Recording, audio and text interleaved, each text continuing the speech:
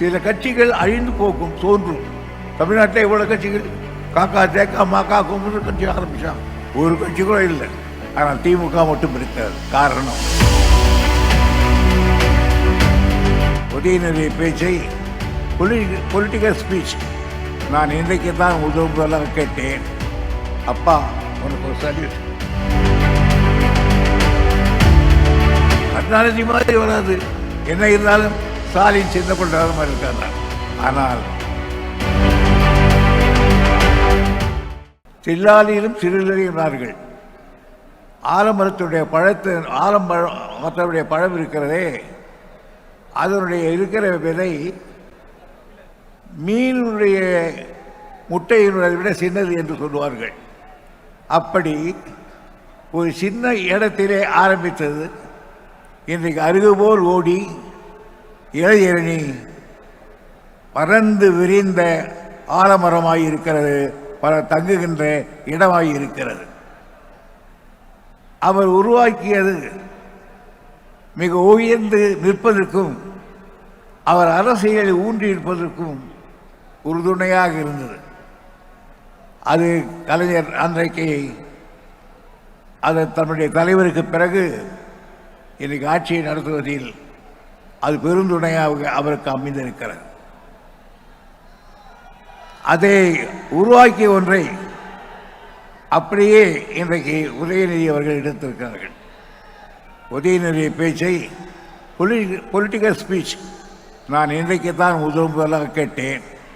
அப்பா உனக்கு ஒரு சல்யூட். உள்ளபடியே பாராட்டுகிறேன்.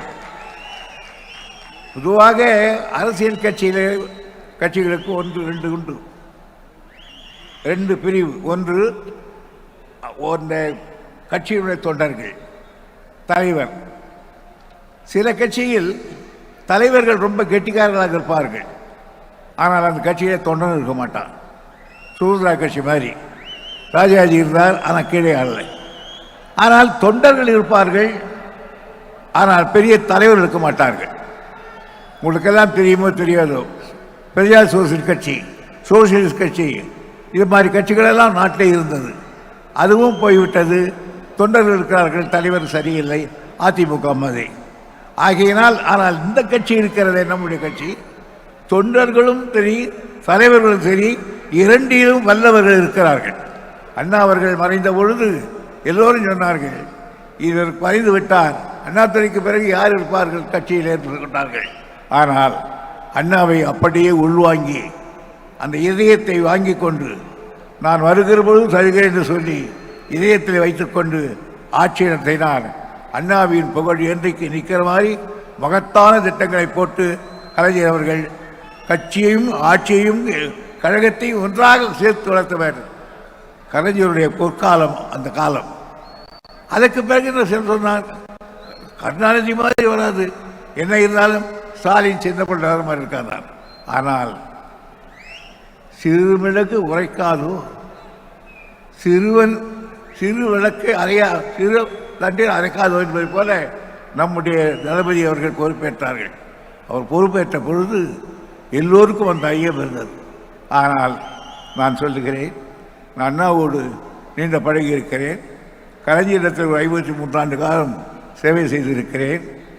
என்னை பொறுத்தவரையில் அவர் இன்றைக்கு நடத்துகிற விதம் கலைஞரையே தூங்கி மிஞ்சி போவார் என்ற எண்ணம் எனக்கு ஏற்பட்டிருக்கிறது. காரணம் அதுதான் பெருமை. அது பெருமை, சிறுமை அல்ல. ஆகையினால் நம்முடைய கட்சியில் தான் தலைவரும் சரி கொள்வார்கள். இதற்கு அடுத்து தளபதி ஒரு காலத்துக்கு முடிந்தால் யார் என்று கேட்டால் அதற்கு அடையாளமாக இன்றைக்கு உதயா அவர்கள் உருவாகி கொண்டிருக்கிறார்கள். எனவேதான் திராவிட முன்னேற்ற கழகத்தை பொறுத்தவரையில் சில கட்சிகள் அழிந்து போகும் தோன்றும். தமிழ்நாட்டில் எவ்வளவு கட்சிகள் காக்கா தேக்கா மாக்கா கும்பு கட்சி ஆரம்பிச்சான், ஒரு கட்சி கூட இல்லை. ஆனால் திமுக மட்டும் இருக்கிறது. காரணம் வலுவான தலைமை திராவிட முன்னேற்ற கழகத்தில் இருக்கிறது. எனக்கு இருக்கிற எண்ணம் எல்லாம் இவ்வளவு நாள் இந்த கட்சியில் 60 ஆண்டும் பாண்டு வைத்தேன். ஆனால் எனக்கு இந்த கட்சியில் தேவை இன்னும் 100 ஆண்டு காலத்துக்காவது குறைந்த கட்சி திராவிட முன்னேற்ற கழகம் ஆட்சியில் இருக்க வேண்டும் என்பதுதான். அப்பொழுதுதான் தமிழ் முடியும். எனவே தளபதியாருக்கு பின்னாலேயே மறுபடியும் இந்த இயக்கத்தை தூக்கி நிறுத்துவதற்கு தடந்தோடு நம்முடைய விஜயா அவர்கள் வந்திருக்கிறார்கள். அவருக்கு என்னுடைய பாராட்டையும் தெரிவித்துக் கொள்கிறேன். எனவே இந்த விழாவை பொறுத்த வரையில் பிரதான கதாநாயகனாக இருக்க அவருக்கு மீண்டும் நன்றியை தெரிவித்து விடைபெறுகிறேன். நன்றி, வணக்கம்.